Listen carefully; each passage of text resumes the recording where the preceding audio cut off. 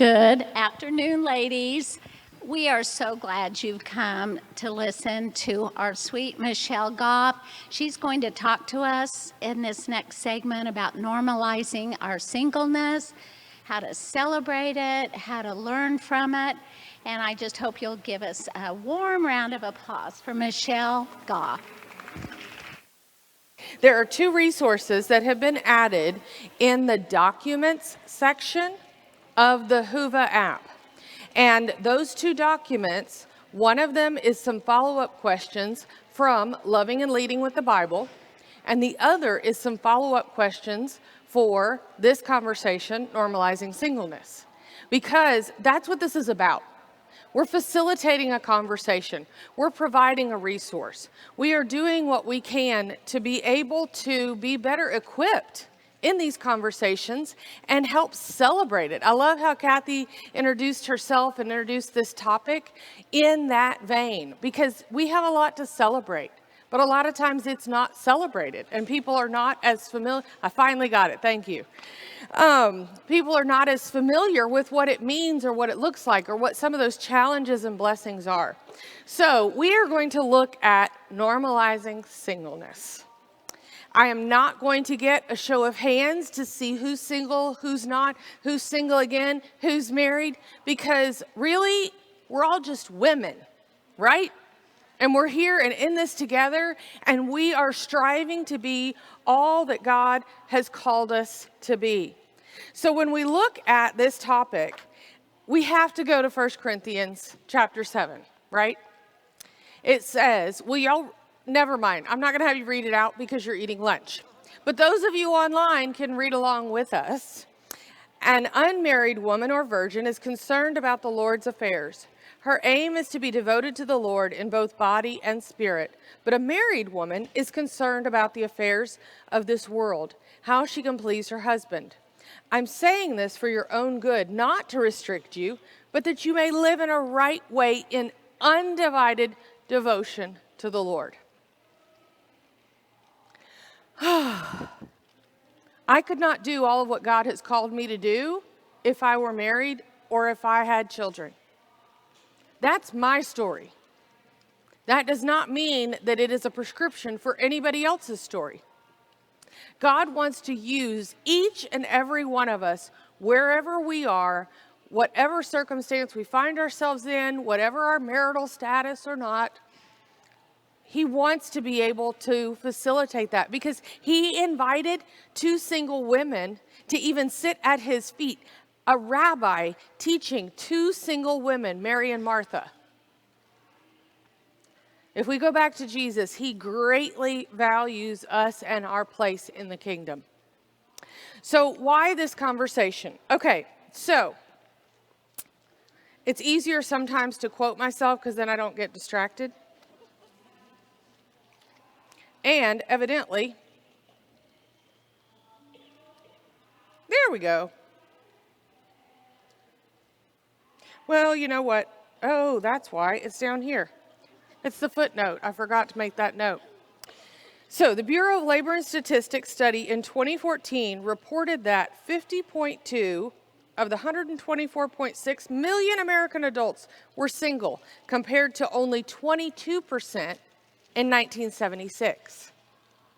Depending on the study cited and the age range considered, anywhere from 31 to 51% of the U.S. population is currently unmarried.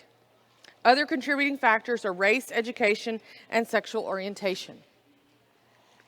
But is that the same percentage that we see in our churches? If we open our eyes, it is more than we realize. Because there are also those that are solo on Sundays, as I call it. They're functionally single. They may have a spouse who is dealing with chronic health issues and need to attend by herself. Or we may have someone who has a non-Christian spouse.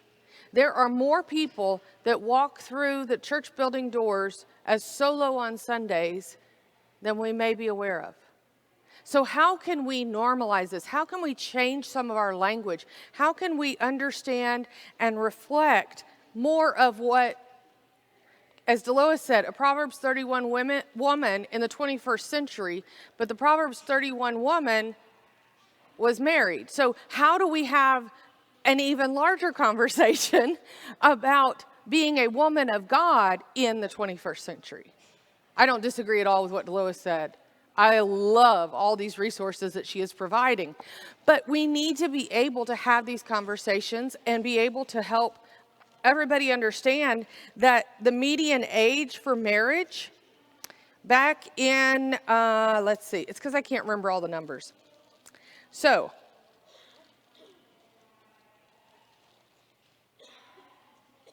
the average age for marriage, does anybody want to guess what it was in 1950? 18, 14, 20, 20.3. Okay, now, what do you think the average age was to marry in 2019? Who guessed? You win! I don't know what you win, but you win! That's a big difference. But we're not acting like that's true. One of the ladies that contributed to this conversation, she said, I grew up with a theology about how to live out a married life, but that's not what my life turned out to be, and I don't have a theology for my singleness. What does it mean to be a Christian single woman? Because it is a big part of who we are. I see so many of you like nodding like, oh my, like my head's going to hurt if I keep nodding this much. You know this is a conversation that we need. So I'm here to facilitate that conversation. Now, I physically can't be in all the places and all the coffee tables and all the different other tables that we come to for this conversation. But what I want us to do is have these conversations about the discrepancy between what we see in our churches and what we see in society. I want to invite all of us to the table. We're going to seek God at the head of the table, but in these resources, in these books, what I wanted to do was first of all represent God's voice. His is the most important. Then, because of a lot of my own personal experiences, as you could tell earlier, a lot of my stories are kind of funny. Real life, you can't make them up. So I wanted my own voice represented. But then I wanted to represent so many other single women with whom I have walked. I wanted to represent their voices. And so that's not all, though, because I want to invite any other voice to the table of this conversation. Because we all have and need that voice. Now, you look at this and you're like, okay, wait, they're two different books. But, okay, so what's the difference? Well, one of them is really thin. It's only $5, and what I call it is an invitation to the conversation. There are some people that don't know that this even needs to be discussed. There are things like love is our one single reason, we put it back to the foundation, but the language we use and how, okay, well, should we have a singles ministry? Well, how do you define singles? Oh, wait, well, all of these things that people don't know and understand. So this one is especially for church leaders, preachers, women's ministry leaders, all kinds of different people that need to be invited into the conversation. It is one section of the full 7-section book. So there's the full conversation, the complete 7 sections, and then one of those. So if you have the full book, you've already got the little one.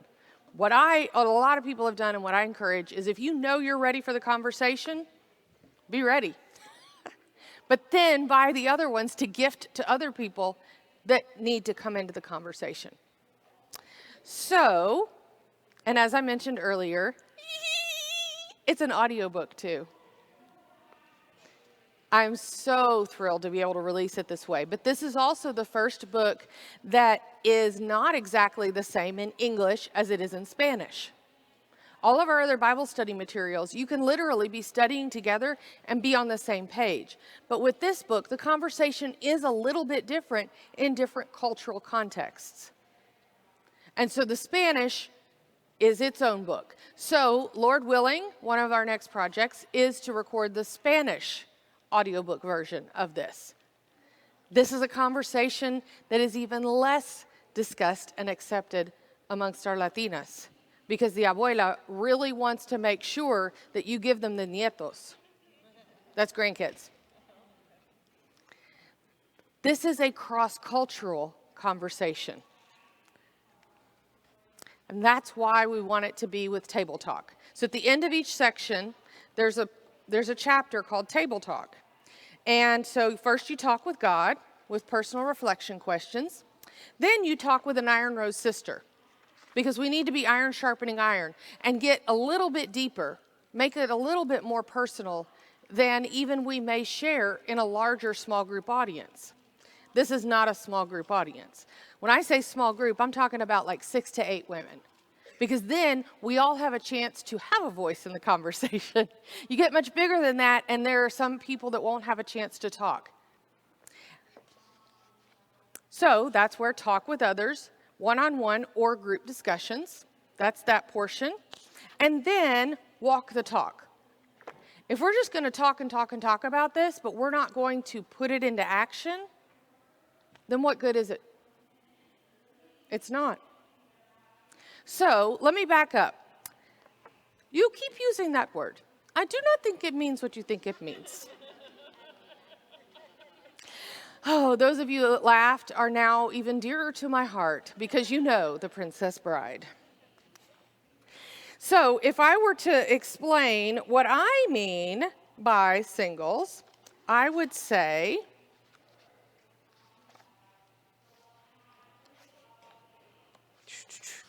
pages are stuck together. There we go. In its simplest form for church contexts, a single person is someone who is not currently married. However, was this individual married at some point previously? Does she have children? Is she widowed? Does the young professional college student have the same single status as the divorced woman without kids? And what of those who choose to be single versus those who long to find a spouse? Contented singles or frustrated ones? Singles. In a society that celebrates individuality, we cannot possibly highlight all of the variations and nuances to each person's specific story. So we've got to listen to all the voices in the conversation. God's first and foremost. So, when I did this study, considering it was single and single again women, I had a good mix of women. There were over 220 women surveyed. Then there were other groups of women that had follow-up questions and other groups that were interviewed. I have a few of these with a lot of all of the research and things already printed from our website at the table, at the booth, big one over there in the corner by the prayer room. But it is also available for download on our website. I'm sharing this research because I want us all to be equipped in the conversation. So, single and single again women had a good mix of each. Then I also had a good mix of ages. You see there, not just the teenagers, but also the more seasoned amongst us, but giving everybody a voice in that conversation. Also, what church they currently attend. 70%, yes, were from Churches of Christ, but not everyone, because I wanted to have, again, a variety of voices in the conversation. I also surveyed mostly women in English, or a survey, yeah, but also we had a lot of Spanish-speaking women because I wanted to make some of those comparisons. I wanted to make some of those other observations and just study through that. But one of the things that Kathy asked me this earlier, but I wanted to save it for y'all now. But one of the things that was surprising to me is when I asked them to select between the 3 options, when do you want to get married? No thanks, yes please, or maybe. And I asked them to pick between those 3. And that was the one, here's where their answers fell. But I had the most pushback and comments on this question because they all said, those that made the comments said, okay, it's way more complicated than that. How can you put it into those 3 categories? And I was like, okay, I know, but I wanted to get at least a feel for in general where we are. With this also, the greatest factor that contributed to that was whether or not they had children. If it was a single mother, she was less likely to say yes, please, because, especially if the children were still at home, which makes sense. So I also asked them, how many of you would agree with the statement, I am content in my singleness? So if I were to ask and poll this group, I am content in my singleness, what percentage do you think said, yes, I agree, I am content in my singleness? 5%? Anybody think higher? 80? It is between those two numbers. It was actually 73%. 73% of the women said, yes, I am content in my singleness. Now, I myself want to give a little caveat there, because the whole first section of the book is entitled Single and Loving It, mostly. Because it depends on the moment. And that is part of, I love in the book of Philippians how we are instructed to learn to be content. It is a process. And just like those processes, there are moments when we feel a little bit further along in the process, and times when we feel like we've taken 4 steps back, not just 2 after we've taken that step forward. It's a process. So one of the other things I asked, and I did allude to this earlier, is where do you find some of your support? Rank which of these groups are most supportive for you. Anybody want to guess which was the top group? I'm hearing work. I'm hearing online help. Now, I did this research right before the pandemic, like literally right before the pandemic. Friends? Local community? It was actually family. I was pleasantly surprised because it had the highest percentage of being the most supportive group, which is a blessing. For all of those that were able to mark that, that's a tremendous blessing. And 3/4 of the ladies that participated ranked family in their top 3. That's pretty significant. So what do you think the second most supportive group might have been? It was friends. It was friends. But since we're doing this and having this conversation in a church context, I want to show you the results about that level of support from their local congregation. So, there was more diversity of responses for this than for any other group. Meaning that you had some women that said it was the most supportive, some people said it was supportive, some people said it was not very supportive, some people said it was least supportive. I mean, it was all over the map. And when I kind of broke it all down, it was actually even below their work or academic community. And that was a little sad to me. We can do better, right? Hey, that's why you're here. That's why you're listening. That's why you're watching. We can do better. So how can we do better? Relationships. It is all about relationships. As I talked about earlier, first and foremost, the relationship with God, but then also our relationship with one another. So, okay, another question I asked the ladies. Do you agree or disagree? Your relationship with God has been strengthened through your singleness. I heard a no and I heard an agree. I'm hearing nods and shakes. I can hear them, you know. We all rattle around, not just like the googly eyes from last night. So do you think more or less than half were content in their, agreed that their relationship with God had been strengthened through their singleness? Less than half? 85.5%. Now, here's why I think this is true. He's the only one we can rely on. When we are single, we don't have a spouse we're trying to rely on. We may have the support of family, but depending on where that is, and then friends, he is the one to whom we can only and always go. And I believe that's a big part of it. And so it is a gift that God has given us, single women, that we can strengthen our relationship with him to a degree that goes back to the 1 Corinthians 7 passage with that undivided devotion. Okay, how about relationships with other Christian women? You think they felt like they were strengthened through their singleness? Agree or disagree? More agreed than disagreed, but it was lower than the relationship with God that had been strengthened. This was a question and a topic that was very interesting to me because of how much transformation I know happens in small groups. We really, when we get into relationship with each other, when we are able to see and to hear from each other's lives, get to know just beyond the, hi, my name is this, I came here from this place, and yeah, we're going home tonight or tomorrow. I mean, we need a little more than that.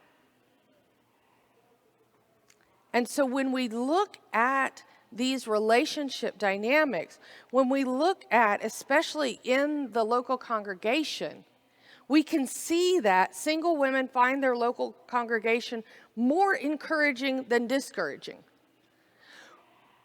Whew. But we got a lot of room for improvement. So how can we improve? I'm going to leave some time for conversation and Q&A because I want us to talk about this. So be thinking of ideas. So 67% of the single women agree that it was easy to find ways to serve in their local congregation, which was also super encouraging. Because yes, there are the other math number percentage of those that have trouble finding a way to serve in their congregation, but that's still more than half that do. And in doing so, when we serve together, we connect and we bond. I love when, as a ministry, we are able to go into and partner with a local congregation in putting on a conference or an event. Not to this level. But in that way, we are able to work to each and every one of the women's different strengths that they bring to the table. You've got the people that are the decorators and super artistic, and then you've got those that say, don't even ask me, because I will cut my finger with the scissors and there won't be any decorations at all. And then we have those that love to cook. And then we have those that love to sing and have been gifted in that way. We have those that love to teach. We have those that love to pray. We have those that would literally die if you put them on the stage. But in those behind the scenes little things that make sure it all runs smoothly, they excel. We're a body and we need all those parts. And those parts are not dependent on our marital status. And many times we can do that through a little bit different, so one of the misnomers or one of the things that a lot of women talked about, and I also have experienced myself, is the assumption that because I'm single, I have more time. I still have to grocery shop unless mom says, hey, I'm going to Walmart, you need anything too? Which I then return the favor sometimes. I still have to do laundry. I still have to clean the house. But we have a different way of organizing and prioritizing our time. That is true. We have different priorities because we are not also, as 1 Corinthians 7 emphasizes, focused on pleasing a spouse. And so in that, God is calling us to purpose. I love what Tiffany was able to share last night about living on purpose. But that is not just for those that have more collagen and higher metabolism, as it was announced. It's for all of us. We all want to live on purpose. And what Tiffany was sharing last night really was for that younger next-gen audience, and it was awesome. But we are all seeking relationship and purpose. It is at the root of who we are and what we have been called to be, who we have been called to be and what we have been called to be about. So let's look at that and how true that is just through 3 passages. So Matthew 22, 36 through 40 is the greatest command. What's the first of the greatest commandments? Love the Lord your God with all your heart, with all your soul, with all your mind, with all your strength. Does that involve relationship? Yeah. Is that a good definition of purpose? Yes. What's the second command? Right. Love your neighbor as yourself. Is that about relationship? A little, lot, a bit. Is that about purpose? Yes. Do we need help sometimes knowing how to live out that purpose and to deepen those relationships? Absolutely. But we do that together. So Matthew 28, 18 through 20, Jesus shared, after all authority on heaven and on earth had been given to him, he said, go and make disciples, baptizing them in the name of the Father, the Son, and the Holy Spirit, and teaching them to obey everything I've commanded, and I will be with you always to the very end of the age. What are the relationship aspects in that verse? Make disciples. Can I make a disciple if I'm not building a relationship with them? No. I may be part of helping get somebody wet, but that's not making a disciple. What is another relationship facet of that? It's okay if you open your Bible and cheat. Teaching them. We can't teach and learn without relationship. And, spoiler, non-spoiler, the follow-up class that we will be sharing in partnership with the Women Walking with God community and Iron Rose Sister Ministries in July is going to be teaching and learning through relationships. Yes. And then one more relationship part, especially in verse 20. I am with you. Jesus himself, before he ascended into heaven, said, you're not doing this alone. I'm giving you this command, but I'm also giving you myself to be able to do it. What a beautiful relationship promise. What an awesome purpose. It's going to play out a little differently in each of our lives, depending on when we're planting, when we're watering. But God brings the growth, and he has given us that relationship and that purpose. And then earlier I was reading a lot and referring to a lot in John 15, where he is the vine and we are the branches. That is also a tremendous illustration of relationship and purpose. Because can I grow or can I bear fruit if I am not connected to the vine? No. And if I'm always focused on connecting to the vine, am I going to be able to bear fruit? That one's a little more puzzling. Let me illustrate it another way. How many of you have ever tried to clean with a dry sponge? Your laughter illustrates your understanding of the frustration of that. So instead, what do? We wet it. Okay, so imagine I have a big bucket of water right here, and I've got my sponge, and I wet it. I need what? I might need soap. But if I just leave it in there, it does nothing. Okay, good. So I got my sponge wet. So then I'm going to go and I'm going to clean and I'm going to clean and I'm going to clean and I'm going to clean and I'm going to clean and I'm going to clean and I'm going to clean and I'm going to clean. What's going to happen? It dries back out, right? Okay, so I get it wet again and I use it again. And if we're talking about the living water, then I'm remaining in him as he remains in me. Oh. Now now every time I wash dishes, I'm going to be thinking about this. I literally do.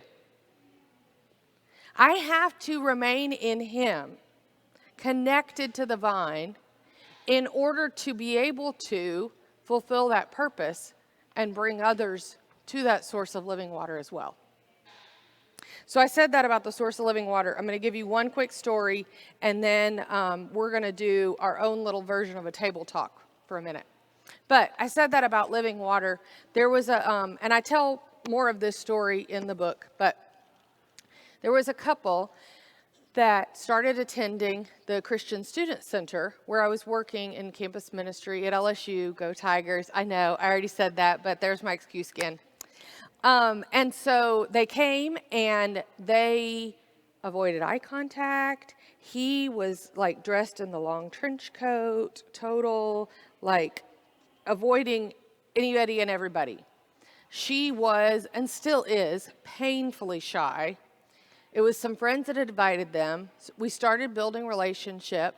I would have them in my home, started, making a little more eye contact. I would try and, break the ice, get them to laugh, chuckle. They started coming over for just like a game night or a movie night or food at my house. Over time, I started studying the Bible with her. And originally, they were living together. And through the course of a year, while studying the Bible with her, she became a Christian, they got married, and he became a Christian. Because God does that. Fast forward a little bit, and she's still part of our girls' small group Bible study that was meeting at my house. And she comes one week, and she says, I'm expecting. We have a little peanut. And so each week she would come, and she would share the size of usually it was a fruit, but, whatever little fruit or food or whatever it was. Well, of course, all of us were just like, a whole bunch of girls, there's going to be a baby soon. Oh, that was it. So every week, we would ask her, how's the baby coming along, all of that. Well, they never wanted to find out the gender. And so it wasn't until Noah James was born that we got to be introduced to him. So super sweet. I was the first one to take care of him that wasn't mom and dad. We have a special bond. Well, after that was when things kind of went, wah, and God led me to start Iron Rose Sister Ministries. I had quit my job, sold my house, moved in with one of my other sisters and brother-in-law in their basement to launch Iron Rose Sister Ministries, where we functioned from for the first 2 years. Then I and the ministry outgrew the basement, and I needed to move on, and now I live in Searcy, Arkansas. But during that first time when I was up there, I was going through just the shock and the depression and the effects of that broken engagement that I had alluded to before. And during that time, one of the things that I was most mourning was the fact that I would not be a mom in the traditional sense. When all the little girls would be like walking with their veils behind them, when they're little girls and pretending they're getting married and walking down the aisle, I always pictured myself as a mom. Probably because I was the oldest of 4 girls, or I don't know. But that just was always something that I envisioned. When I was in 6th grade, I wrote a paper on international adoption before it was as common as more it is now. Well, one night, as I'm sharing some of these things with these college girls, I'm back in Baton Rouge at this point of the story. Sorry, I keep going back and forth. But I realized that I have an international adoption of girls sitting there in my living room. Because, oh yeah, they were my kids. Somebody one time said, "You don't have a pantry like a single person." I said, "Thank you. I don't live like a single person because the church is my family. I take all those students in as if they were part of my own family." And so there was one there from, keep in mind, we're in Baton Rouge, Louisiana. So even the one from Ohio who was there studying, we called her from a foreign country too. And there was a Venezuelan, and there was a girl from Ghana, West Africa. There was a girl from, one parent from Nicaragua and the other parent from Costa Rica. And there was another nationality as well, I can't remember right now. But I was like, this is my international adoption. God knew what he was doing. Okay, back to the story. I'm living in the basement. Iron Rose Sister Ministries is starting in the basement. One day I get a text from the mom of Noah James, and all it says is "sweet pea."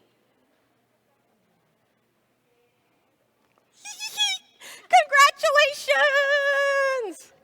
She's like, "Thank you. I knew you would know. My husband thought you would." I mean, I knew him too, so she said his name. He said you wouldn't, but I knew you would know, even just from that. Of course I knew.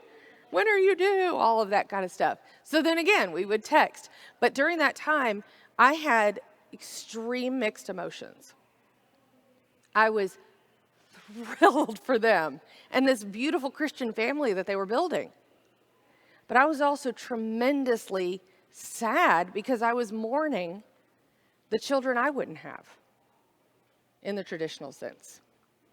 Well, fast forward to a very cold February morning, however many months later, and she sent a picture and she said, "I would like to introduce you to Abigail Joy, named after the one who gave me a thirst for living water."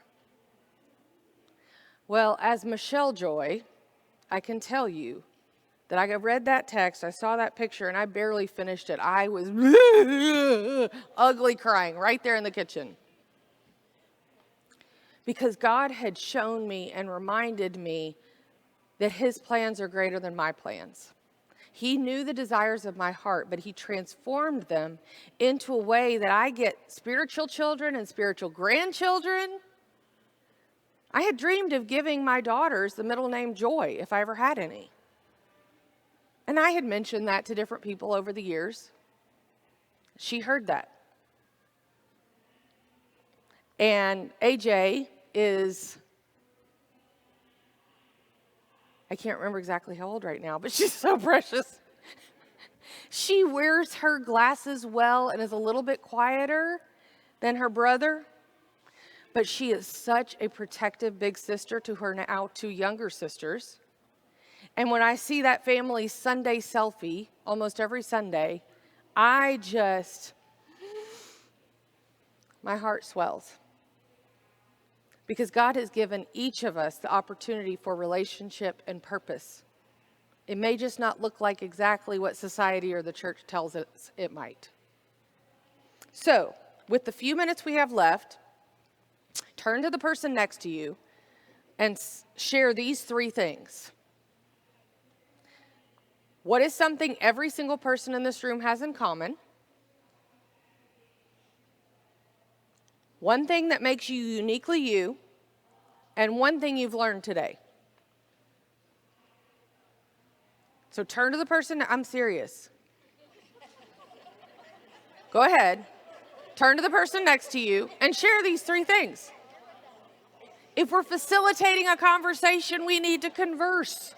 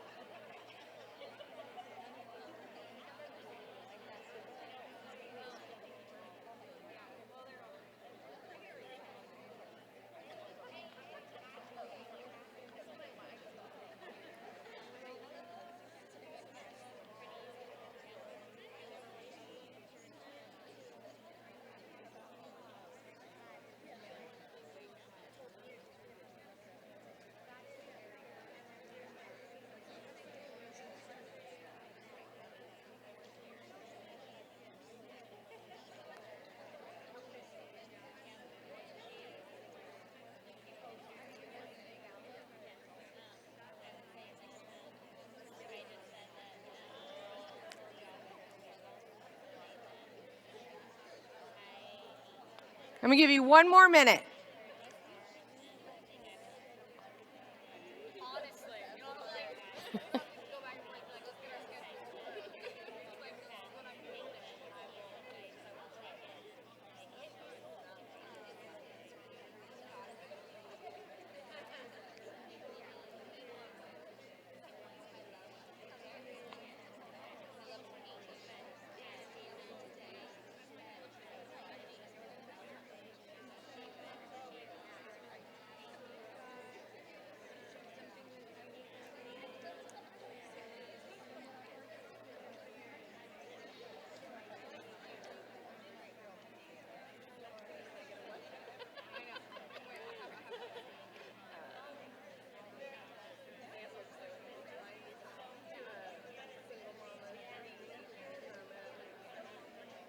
Okay, I hate to interrupt what my friend calls the holy noise, but if you are like, oh, I wanted to keep talking about that. Yes, mission accomplished. Because we want to be able to have these conversations. Please, whether you are driving home or flying home after conference, whether you are watching this at home, find someone with whom to have the conversation.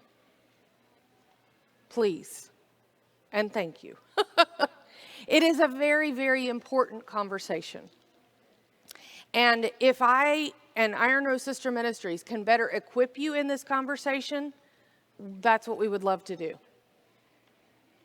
So if you would like to visit us up at the booth, we have more resources, but specifically, even for this topic, mentioning some of the things that we have today, again, in the Whova app, under Documents, you will see a list of follow-up questions from this discussion. So thank you again. Kathy's going to give some closing remarks.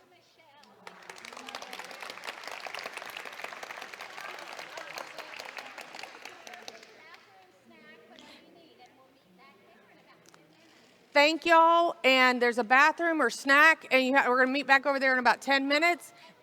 And